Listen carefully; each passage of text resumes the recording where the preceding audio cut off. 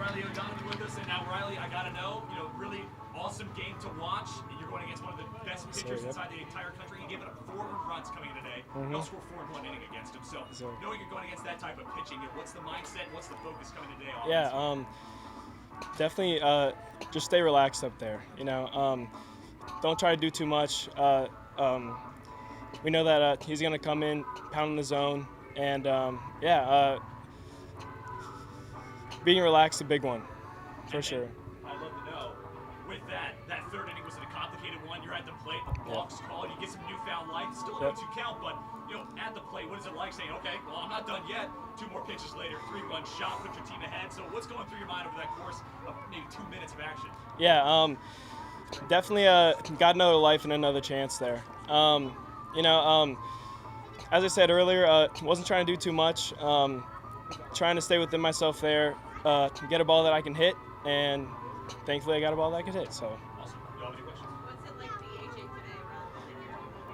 today I mean, definitely with the heat, it was, probably nice. Yeah, nicer it was. Today to do that, Yeah, for sure. It was good.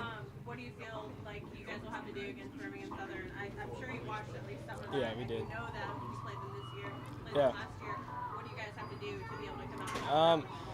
Definitely got to throw strikes, come out swinging as well. They're a good hitting team, so I think Potts has the ball tomorrow, so he's just got to come out, pound the zone, and we just got to keep swinging it. Keep swinging it. Take me back to that at bat where you pop up and then the balk is called. Did you see anything in that he was giving you that made you think he could give you something to drive?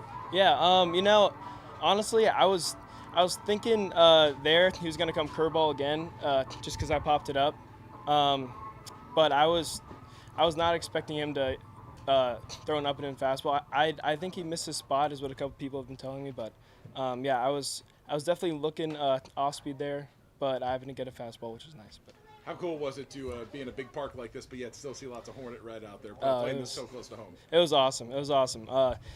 Fan support all year has been awesome, immaculate. They're a big part of our winning record also, I believe. So, seeing a bunch of fans, family out there cheering us on is definitely a big help. And last question. I mean, it's got to feel good shaking off that ODAC disappointment. Yep, Just when you put that ball over the fence, you could almost tell everyone kind of breathe a big sigh of relief. Did you feel that? I did feel that. We had a lot of baseball left to play, of course, so, got to stay locked in there as well. But, definitely a special moment as well as a cool moment. Awesome. We're good. All right. So congratulations on the win today. Tell me what it's like coming in with not a huge lead. Obviously, you're used to that, but came in earlier than you have most of the season. What was that like today to be able to get it done? Just preparation. We got to play a really close game in the ODAC conference. Or not in the championship, but in the ODAC tournament. So it was just kind of a feel there, last week. So just kind of playing off of that and just keeping the same mindset, just under control and just knowing that if you play your game, we'll take care of business. Yeah, we talked the other day about you're able to go 1 inning, 2 innings, or 5 innings. Yeah. Today, the longest outing of the year. Yeah. Probably the hottest game you've played so far. Yeah. Still feel good at the end of it? Definitely a little hot. I knew it was going to be a hot day, so before it even started, I talked to Dane, and just basically told him, I was like, hey, look, I know I'm probably going to be hot coming to you a bunch, but he had the ice towels and everything, keeping me cool, keeping me locked in and feeling good, so I was ready to go out every inning. Yeah. Not a big strikeout day for you today, but certainly your defense got it done behind you. Yeah. Obviously, you've got a leaping grab from Avery, a catch on the run in the right field, Yeah. Gavin over there starting that double play. Yeah. What's it like to have those guys behind you every day, but especially today in the NCAA tournament? And on the days where I do have strikeouts, I still know they're back there. It's like I know those guys are going to do everything they can for me, just like I do everything I can for them. It's a great feeling. That's what builds my confidence up so much. It's not necessarily me. It's knowing that I have those guys behind me that are going to help shut things down too. What are your thoughts on sitting there hearing the idea that they forced your hand, or they forced your coach's hand by pulling you out early or bringing you out early? Do you feel like they forced your hand, or were you ready to go no matter what and just ready to deliver? I was definitely ready to go. Like I said, I've done it last year. I've definitely went in the stretch before with 6 innings or 5.26 innings before. And then it was the same thing this year. I've told them throughout every single game that if you need me, I'm ready to go. I'm locked in anytime. What do you think about Birmingham Southern next? Because you guys seen them before Yeah. this year and last year, obviously, were the ones that knocked you out. So what are your thoughts going forward? They're a fun team. They're enjoyable to talk to and play against too. A lot of great things about them, but I mean, we played them last regional, so we played them twice actually, and being able to beat them once just kind of builds our confidence. I mean, a lot of the same guys coming back, so we know what to expect, and just same thing, just kind of coming out doing our same thing as we always do. Man, so I don't even know where to start. So, one, let's talk about this type of atmosphere. Yeah. I mean, this is, one, you're close to home, but Yeah. it is a neutral site. Yeah. And, you know, with that said, teams coming from anywhere from 500 to 600 miles to come here and play. And we have had some blowouts, some uneven contests, so Yeah. to speak. But this weekend, it's going to be 4 good teams going at it. Yeah. So what is it like knowing you're playing on a professional field Yeah. and you know good baseball's on the horizon? What does that do for you as a competitor? I mean, it just kind of locks you in even more, you know, like once you get those good teams in, it just kind of motivates you to play a little bit better, you know. You play locked in a little bit more, making sure that you don't make mistakes, picking each other up, and just kind of taking care of business with a little more, I guess, like locked in a little bit more than you normally would be. And then, you know, sports information director Tim Leduc, it's his job to say cool things. And one of the things he always says is it feels like whenever you take the mound, 3 strikes isn't enough, 3 Yeah. outs in an inning isn't enough. Yeah. You're too competitive. Yeah. So, you know, 4 to 3rd, you get Yeah. the win today, your 3rd win. Congratulations, by the way. But, you know, so not necessarily your normal closer situation, similar to what Emily just asked, but given that extra oomph you had to bring today, Yeah. what does it do for you as a competitor? Once you get going, too, do you find another notch, or is it just, I'm ready to go, I'm Grayson Thurman, I'm going to close this down? Yeah, well, I mean, I definitely come in with the same mindset every time. It's just that I'm going to take care of business. I'm going to do whatever I have to do so that we can win the game.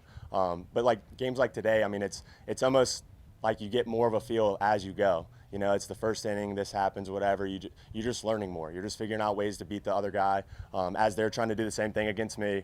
So it's just trying to be a little bit more better every time I go out there. And I got to know, especially from a pitcher's perspective, that play, bottom of the 3rd inning, the balk caught against Barachi, and I mean, that feels like the play that really came out and Yeah. decided this one. It gives Atkins the opportunity to come home on the balk, and then O'Donovan 3-run shot. From your perspective, did you see that balk, or, you know, also follow up to that, what was the energy like before and after, maybe the balk, but also the home run? Yeah, I mean, before, I mean, we knew when we came in that Dominic, is that his name, Dominic? Yep. Yeah, we knew that he was going to be he was going to do well, and that we had to fight for those runs. But once the ball came, I mean, we kind of saw that things opened up for us, and we just tell each other, I mean, we're going to take advantage of every opportunity, and so that was a big opportunity for us, and Riley O'Donovan took care of it, and that it definitely just changed the momentum for us. Once we see that, once we're ahead, that's where we kind of get that feeling where, okay, we're ahead and we're going to shut things down, especially in the bullpen. And last weekend, you lose Roanoke game 1, and everyone's kind of talking about, man, that first day, that first game really dictates how tough of a path, no matter what here at the regional, it's a tough path ahead. Because now you guys get Birmingham Southern, top 3 team in the country. Congratulations on the win, by the way. Thank you. But, you know, losing game 1, you have to play 36 innings of really good baseball, you got to win 4 straight. So now that day 1 and game 1 is out of the books, you know, how are you feeling about the team and potential path moving through the rest of the regional? Yeah, as you mentioned, certainly game 1 is the most important because you can't look beyond that because you have no idea what's going to happen. And certainly kind of going into it, I think based on what we did and how we approached it, we were obviously going all in to get this one and just kind of see where we like going into tomorrow with the matchup that we have. And it worked out where, yeah, we'll get Birmingham Southern again. But, yeah, it was a heck of a baseball game and just one of those that really could have gone either way, a play here, a play there. And we were fortunate there at the end just to scrap a couple runs and get an extended lead because you knew they weren't going down lightly there in the 9th. You know, going back to the ODAC tournament again, not to look back when we should be looking forward, but, you know, 8 runs across 3 games for a team that averages more than 9 a contest. The offense, a little quiet last weekend, but I'd love to know in your perspective as the head coach, like, what lessons were learned? I mean, you don't want to have them come in the conference tournament, but as a team that got the at-large bid, it kind of came at a nice time and provided for potentially a nice wake-up this weekend.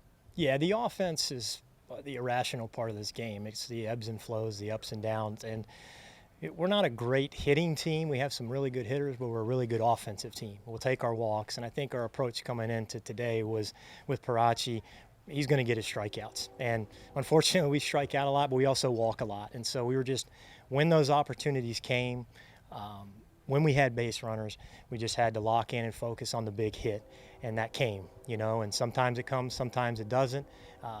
Riley had the big knock in the 3rd, and really the valve opened up with just that relief of, okay, we've been in these games before where we've had 5, 6, 7 hits. We've had 4, 5, 6 base runners based on walks, hit by pitches, and that was really kind of what we did today to be able to get the runs that we were able to get, and that's kind of what we do. We're not flashy. We got a couple, guys in the middle of the lineup that can really drive the ball, but everybody else really is just focused on how we can get on base. Sometimes it's hitting, sometimes it's the free 90s that we're looking for. And then the last thing I want to ask you, so Birmingham Southern, team you guys got to see in the regular season, this is the one potential repeat from a regular season matchup we could have, and obviously with last year's regional. So different team this year, and obviously a different team from what we saw at the beginning or end of February. So when you look at this team, got to see them a little bit today. What do you see, and what are the must-haves tomorrow against Birmingham Southern? Yeah, they're loaded, 1 through 9.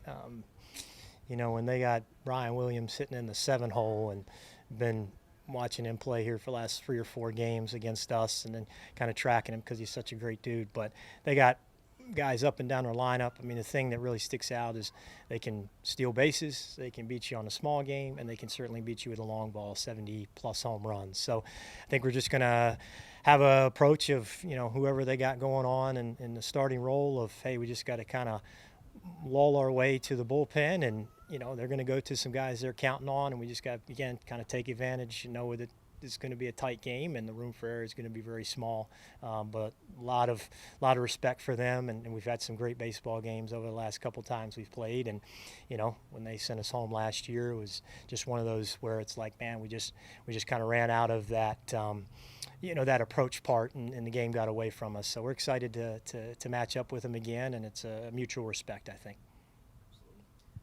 So Nick normally works with Riley, right, as a catcher? Yeah. And then today's lineup changes were because of Josh, I assume, having to, tweak that a little bit. Yeah. But clearly it worked in your favor today with Riley DHing, and even Avery over at third. The coach for Salve was saying, first baseman was making incredible plays, and that's not even normally where he's playing. So Yeah. what was it like to see the production from your lineup in terms of defense and offense tonight? Yeah, we made a couple moves. I mean, certainly Avery at first, he played first in that 2-1 loss against Roanoke, but that was on turf, so I'm going to throw him under the bus a little bit. But he was phenomenal today. I mean, he had the big play on the line drive there when Grayson came in and hauled that, and good to be 6-3 in that point. And then early in the game, I think the first inning, he made a great play to get the second out of the inning over the fence down the foul line. So he was tremendous for not really ever playing it, not having a lot of comfort there.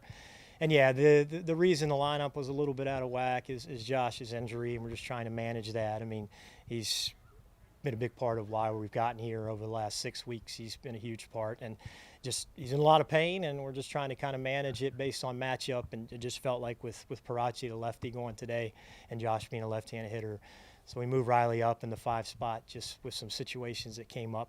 And kind of going back to the question of the ODAC tournament, what we kind of learned of. We wanted that opportunity for Riley because he's been seeing the ball well, and it paid off for us. Yeah, the other day you said really what you need. Obviously the bats can come back. We'd like them to come back, though you guys are good offensively anyways. But you needed good defense, and today there certainly was not just Avery, but the line drive to right field that was caught after Grayson comes in, a double play started by Gavin over there. What was it like to not only see clean defense but really good defensive plays? That's what I would love for our team to be. Unfortunately, over the last couple of years, it's been hit or miss, but we have played really well at times. And as you mentioned, Gavin turned the big double play that ricocheted off Gavin's glove. Cam Lane, who kind of plays sparingly out there really because of Josh's injury, did wonderful, made some tremendous plays, and they put some swings on Grayson there at the back third of the game, and not a lot of teams can do that. So it's a lot of credit to Salve for, they're gritty, they're tough outs, they're a really good team, really well coached. You can kind of determine that and figure that out really within the first inning, and then obviously their arm is tremendous, and a lot of credit to him, and he's as advertised, and he's a special guy, that special arm that I hope continues to get a chance, well past college. Yeah. Last question. How'd you feel about Grayson today? I know you guys are confident putting him out there for as long as it takes, but it's still really hot today. He's still got a few more left this weekend. You feel good about what he did today and what he can do going forward? Yeah, we're going to live and die on that hill.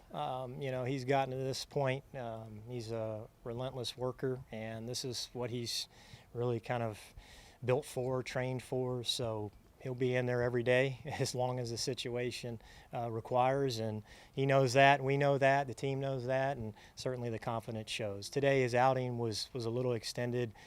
We'd love to have gotten maybe into the sixth, cut 3 or 4 more outs before making that move, but I felt like in that moment that was the right decision, just to hopefully keep the lead, which we were able to do, and certainly kind of extend it hopefully by the end of the game, and we were able to do that. So it was a big moment to kind of get him in there.